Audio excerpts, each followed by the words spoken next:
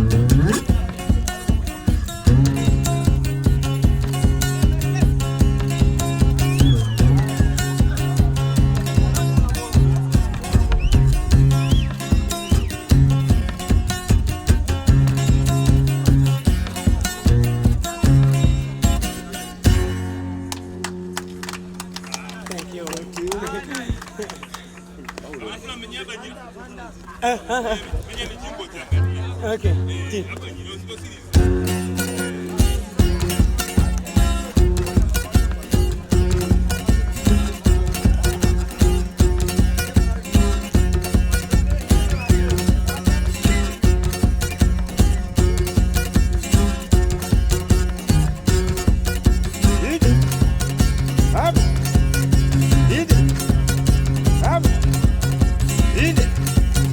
Up.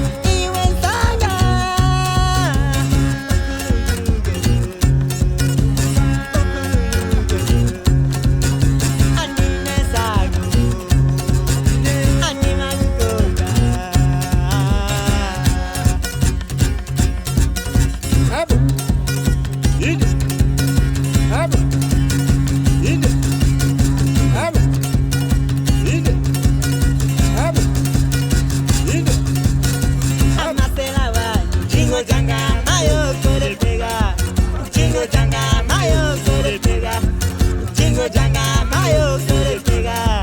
Chingo changa, mayo quiere pegar. A chingo changa, mayo quiere pegar. Chingo changa, mayo quiere pegar. Chingo changa, mayo quiere pegar. Chingo changa, mayo quiere pegar.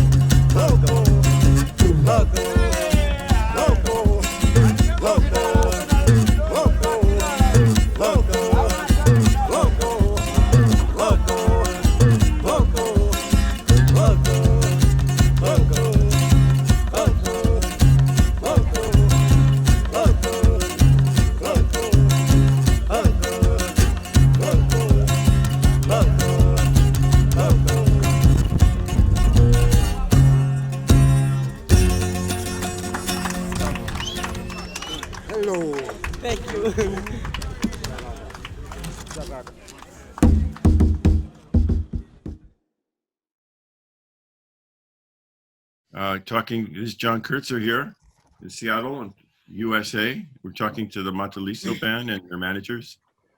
So why don't you introduce the band? Tell me who you are. My name is Job. My friend is Joseph. Yeah, and I'm Neil. And you're in Lilongwe in Malawi, right? Yes, in Lilongwe. Well, tell us a little bit of the history of the two musicians, how they met, how they got together, how they started playing music. Tinakumana ku Tandile mu Lilongwe. Yeah. Alias amendera zake, mina amendera zake amaimba bandi, yuna amaimba bandi. Just that they met in a town in Lilongwe, which is called Tandile. And they were literally just walking along the street with their instruments one day, and they saw each other and they stopped and they said, "Hey, do you play music? Do you want to start a band?" And then that was it. That was about 10 years ago, right? Yeah. And tell us about your instruments, because one of you plays an instrument I've never seen before called the babaton. Did you invent that? Mamba, afunza za babatoni. Muna yambitsa?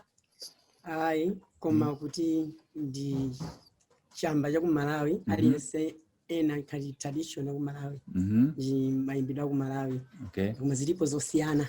Okay. Yeah. So he didn't invent the instrument himself. It's quite a common instrument played around Malawi, but then everybody has their own unique way to make it. So some guy has 6 strings, some guy has 2 strings, some guy plays with a baton, and he plays with a slide bottle. That's his own style, but the instrument itself is found. And the other instrument, I noticed you call it a Malawi banjo, but it looks like a 6-string guitar to me. Can you ask him about that instrument? So that's Yosef's instrument, guitar. amanena ndi banjo. Koma akoneka ngari kitala yaku international. What? For koza? I'm not you know, since I do my unit. Oh yeah, like the first one was like the original instrument is homemade with a little box and a homemade fretboard. But then, you know, somebody gave them that guitar, so they just used that as the body, but it's still the same traditional tuning, 4 strings tuned in an open tuning. So it's the same tuning as the traditional one, but now they use a normal guitar body. But it's only four strings. 4 strings, yeah. And it's not guitar strings, it's unraveled brake cable from a bicycle or motorcycle, sorry. Oh, I forgot to ask you, the Madalitso, is that a local, tell us what the word means, the meaning of your name. Madalitso. Yeah. Madalitso. Yeah, Madalitso, the blessings. Blessings. Yeah. In Chichewa. Madalitso. Yeah. Ngari Madalitso. You understand? In the language they speak and they sing their songs in, it's called Chichewa, the main language of Malawi. And in that language, Madalitso means blessings. Blessings, okay. And their name used to be Tiese, which meant try, but a lady met them on the streets and she said, you guys are not trying anymore. You're really doing something. So change your name to Blessings. And they did. Oh, okay. So I'd like them to describe their music style. I'm curious if it's drawn from traditional music or some popular styles, or did they grow up listening to, you know, South African jive and batunga, or just talk about the music they play. Traditional kapena ya tsopano. Nyimbo yanu. Za traditional komanso ndi gospel. Ndize za mamuli lero komanso ndi za maukwari ngati za chikhalidwe. It's like more of a traditional music, but because they come from different cultures, like one is Chichewa tribe, one is the Ngoni tribe.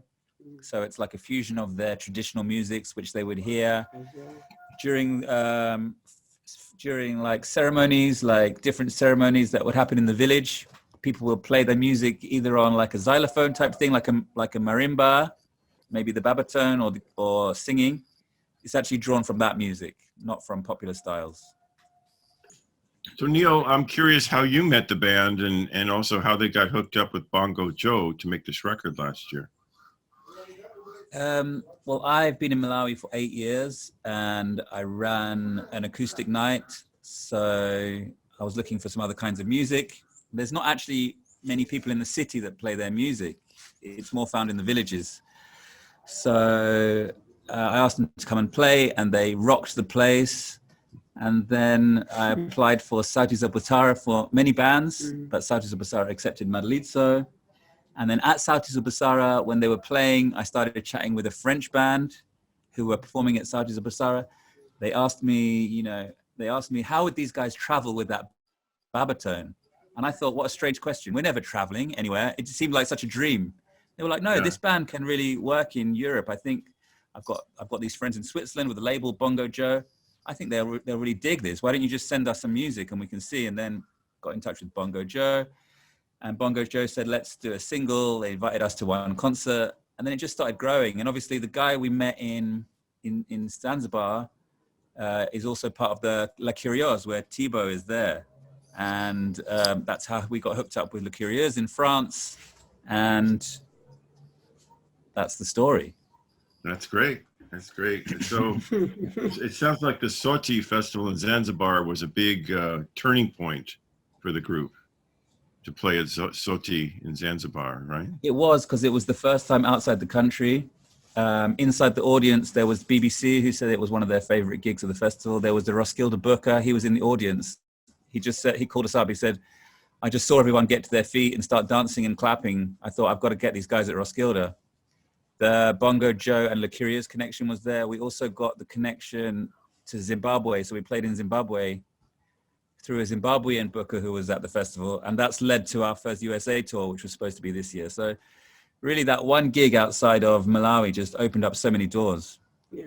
But it's because they just really raised the roof, and nobody was expecting it either, because I think they looked at them, nobody had heard of them, they were just two guys, and I don't think anybody expected that sort of power to come from two guys with homemade instruments.